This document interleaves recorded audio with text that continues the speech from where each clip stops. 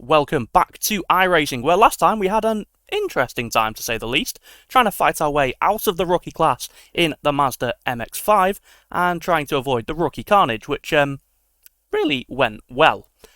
However, we did manage to get ourselves above the magical 3.0 safety rating to get out of rookies and into D-class with an iRating just under 1600. However, that left a question. What do we drive next? Once you get out of rookies in iRacing, a lot of content opens up, as you can see on the screen in front of you, and picking a series was going to be very, very difficult indeed.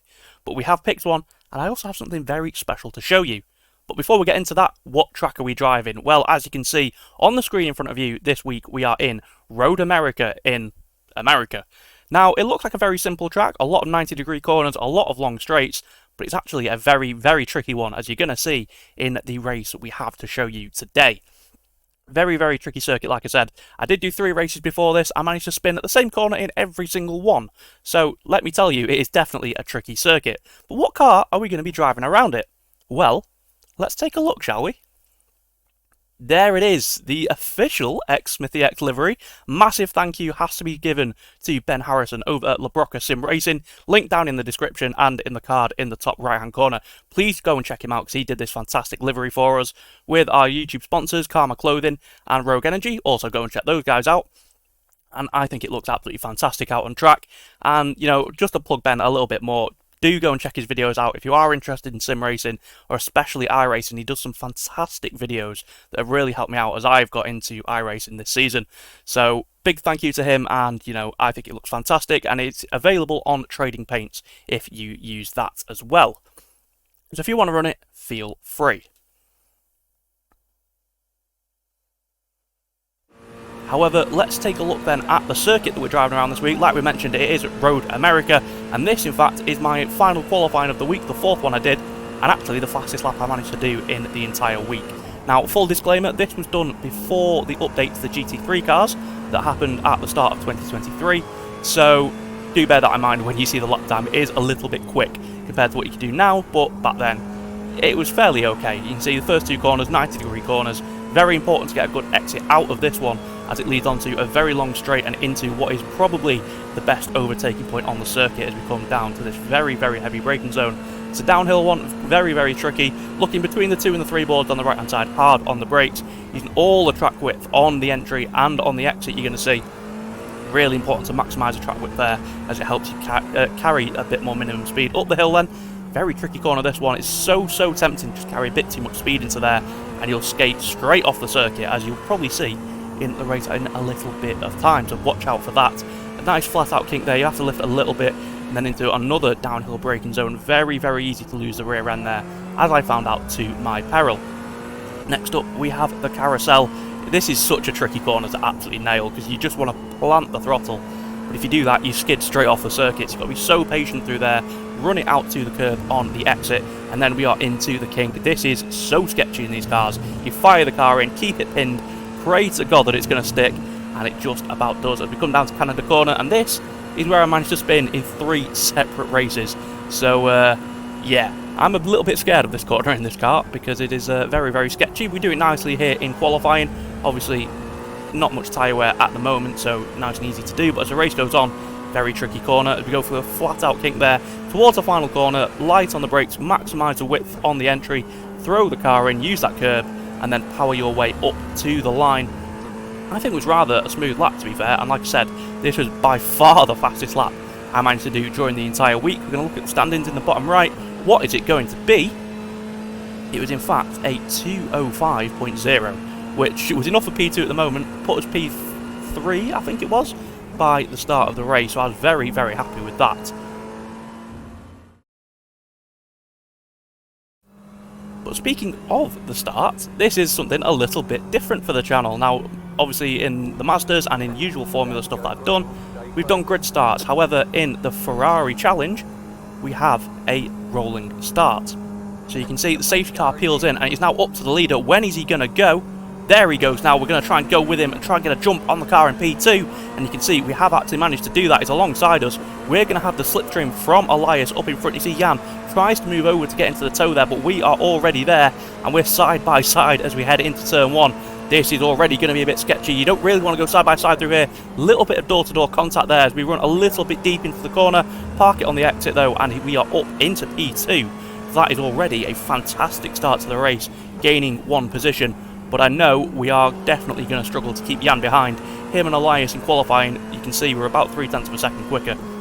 And I knew at this point there's no point trying to fight it. It's a long race, this one. It's about 15-20 minutes, I can't remember exactly. But yeah, we're not going to be able to keep him behind for that long. You can see he's already going for the move up the inside. Brakes a little bit later, but then eases off.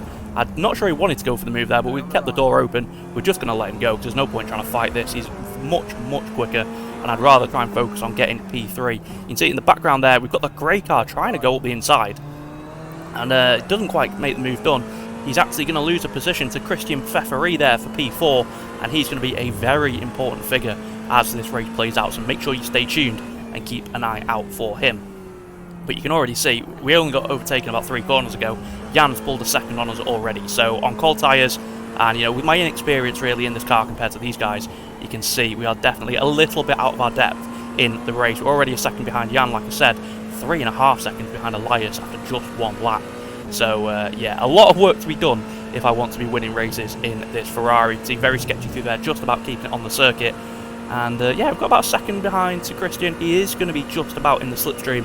We are beginning to create a little bit of a gap down to the guy in P4, Frederick Enerson, who actually started this race in P8. So God knows what has happened behind us, but he's had an absolutely fantastic start on this first lap.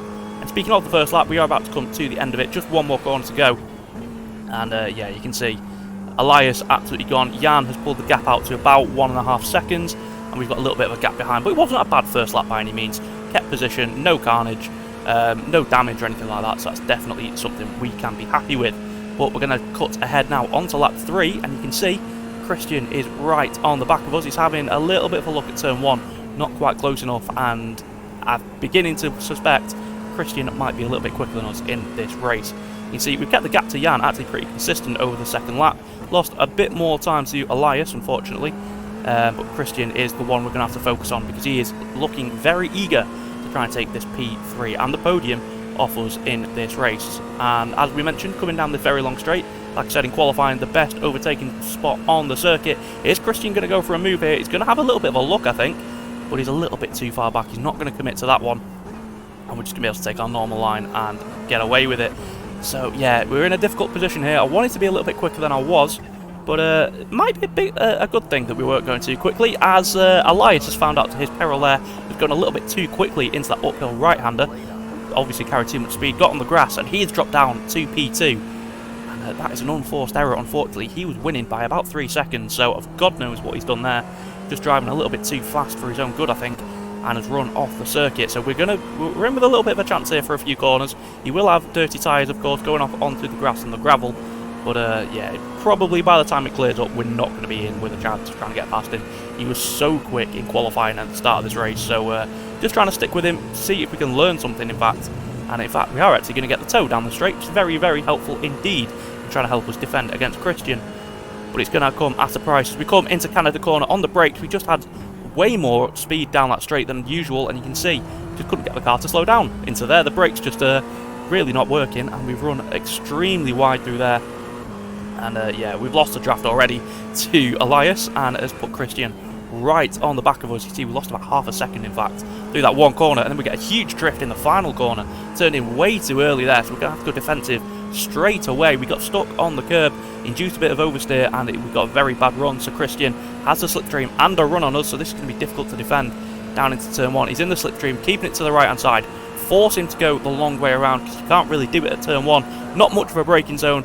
And as you can see, he has to back out of that one because there's really no point in trying to get that move done into there. But that's another warning shot from Christian. He's not going to stick around if we give him the opportunity. And you can see through there again, a little bit of oversteer as we tried to get the car to brake. That was something I was really struggling with in this car. As the race went on, like I said, 15-20 minute races, I can't remember exactly, but as the car and the tyres wear down during the course of the race, I found the brakes very, very difficult, especially on the rears.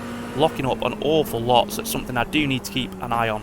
Definitely something I need to work on, in fact, if I want to try and win races. But you can see in the mirror, you know, there's a huge train of cars behind us now, but we're looking in front of us, there's a puff of smoke, And Elias has spun it again at the same corner. No idea what's going on with him through there. He must be doing something a little bit dodgy, trying to carry too much speed or something like that, because he's spun twice at the same corner. A little bit of sympathy for him, like I said, because I've done it a couple of times already this week at Canada corner. But yeah, we're up into P2 now. So actually, you know, one man's loss is another man's gain, and we're up into a second place, which I'm very, very happy with. Like I said, I only had this car about 3 or 4 days at this point, so to get a P2, I'd be very, very happy with. We jump ahead now, though, onto lap number 5, about halfway through the race at this point, and once again, Christian very much in the slipstream, heading down towards this heavy braking zone down the hill. You can see once again he's having a look up the inside.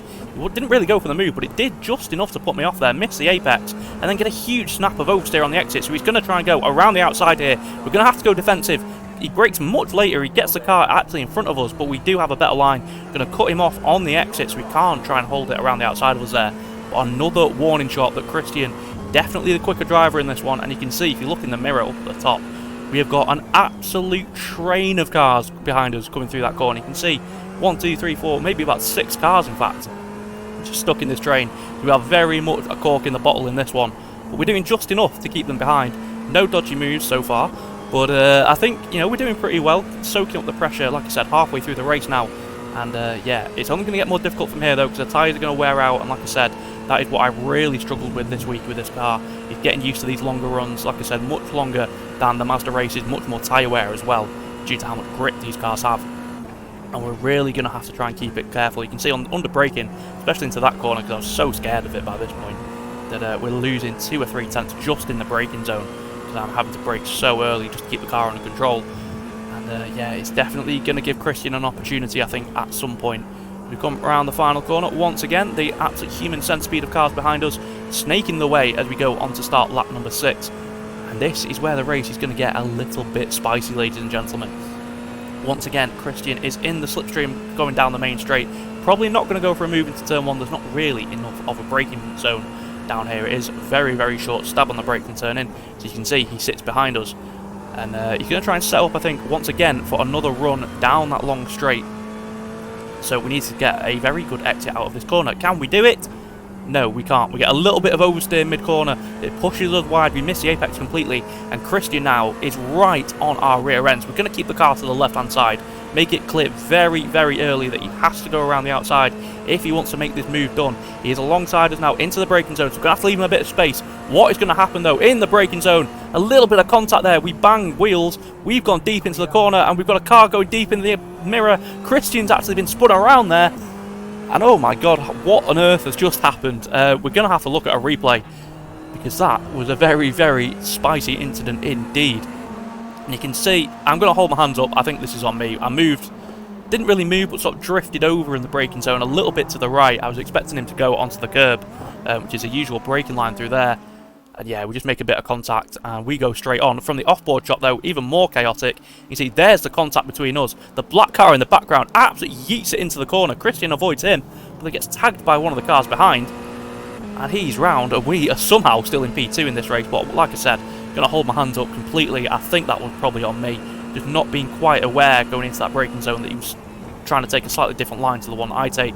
Bang wheels, and yeah, absolute chaos ensued. But we've jumped ahead now. This is lap number 8. You can see the white flag is out. This is the final lap of the race. And I think once that happened, we did actually manage to find a bit of a better rhythm. You can see the gap to Jan has only gone up by about 3 or 4 tenths, in fact, over the next 3 or 4 laps. So I was very, very happy with that. But we do have another pretender to the throne of P2 in this race. Richard Jones in the background trying to go for a move here. We're going to leave the outside for him if he wants to try and get that move done. We're leaving a bit more space, of course, learning from our mistake earlier on. Going to try and go for a switchback here, is he? No. Well, I think he tried to, but just didn't quite manage to get it done. And that is one of the best opportunities to overtake already gone in this one. There's only a couple of places left now if he wants to try and get this move done and to take this P2 off us. This is one of them, but he's definitely not going to be close enough into here. Like I said, not really enough for a braking zone, but you can see just how much better he is under brakes. I was taking it so cautiously at this point because I just didn't want to spin. I didn't want another spin, especially on the final lap, and especially not from P2, which would be by far our best result of this week. We come through the carousel then. This is going to be it. This is his chance now into the kink. If we can try and keep it clean through here, Is he going to do it as well? Yes, he does. We managed to keep it on the circuit, and now he's in the slipstream. We've got one corner to go. It's Canada corner. Can we not bottle? We have a reputation on this channel, so let's have a look. How do we do it? We get the car slowed down, we get it into second, we get it turned in, and we've managed to get it out of the corner. No spins, no mistakes. Very, very happy with that. You can see Richard, in fact, closed up by about 3/10 through there. So a lot of work to be done. One last corner to go. Can we get the drive out of here? It's a little bit of a shaky one. Not the best of drives. We're going to immediately go to the right-hand side of the circuit, try and break the slipstream as it's a drag race up to the line. But I think we have just done enough. There's a man frantically waving that flag, and he's waving the flag for a P2 finish for us. Great race, I think, there. Absolutely fantastic job of defending from ourselves. Like I said, did have that one little mistake, but we started third, we finished second. It's a gain of iRacing and definitely a gain of safety rating as well. And as we look at the results, you can see we were in split number 2 there. Strength of field of just over 1,770 iRating, which is more than we had. So we actually ended up gaining about 87 iRating from that. Above it, 1,700 now. So definitely very happy at that to end the week. And as you can see, we actually got our safety rating above 3.0 again. And because we did 4 races this week, we're actually in line to get promoted again up into C-Class in a few weeks' time after this was recorded. So already moving up the licenses, getting up into C-Class, is definitely something I'm very, very excited to do. But looking at the race results, you can see P2 there, we did finish about 6.5 seconds behind Jan. Fantastic pace from him. You can see his average lap time was about a second a lap quicker. So yeah, definitely a lot of time to try and find there. And you can see that from the fastest laps as well. Richard behind half a second quicker, Jan nearly a second quicker. You look at Elias down in P12, he actually went around a second quicker. He actually did a better lap than our quali lap. It's just showing the pace that he had. Absolutely incredible stuff from him. Obviously got very unfortunate with the spins, but yeah, he's definitely got some pace. So definitely need to go away and try and do some searching to try and find that pace that we are missing. But that's it for this week. A gain in iRating, a gain in safety rating. What more could you ask for in the world of iRacing? Well, we'll find out next week. So hopefully I'll see you then. But thank you very much for watching, and I'll see you in the next one.